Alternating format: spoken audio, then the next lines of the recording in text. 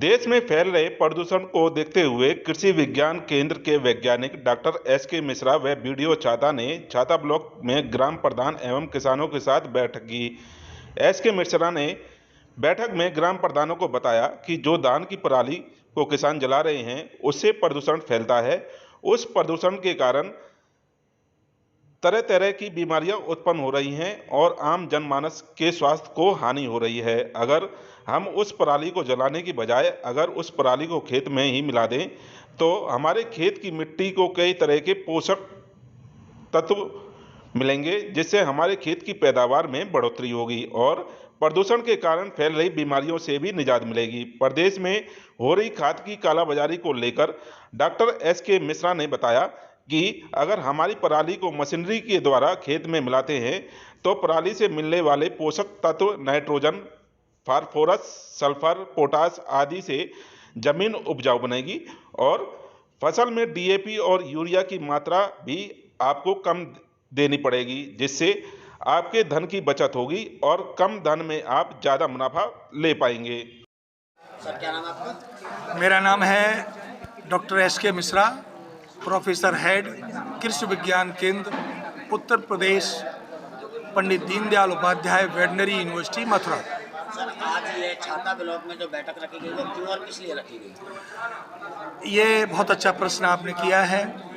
आज हमारे कृषि विज्ञान केंद्र द्वारा छाता विकास खंड के सभागार में छाता विकास खंड के कुछ किसान और प्रधान, कर्मचारी, इन सब का एक यहाँ प्रशिक्षण कार्यक्रम और अवेयरनेस कार्यक्रम चलाया गया पराली के संबंध में।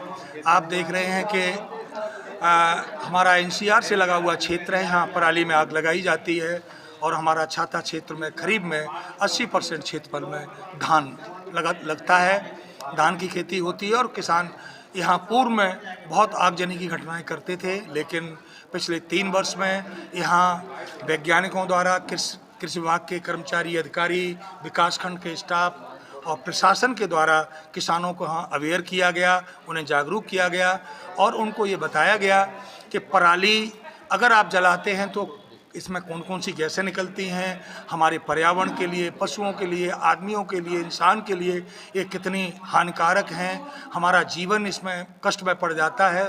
और अगर आप पराली नहीं जलाएंगे तो 1 हेक्टेयर में करीब 6 टन पराली होती है।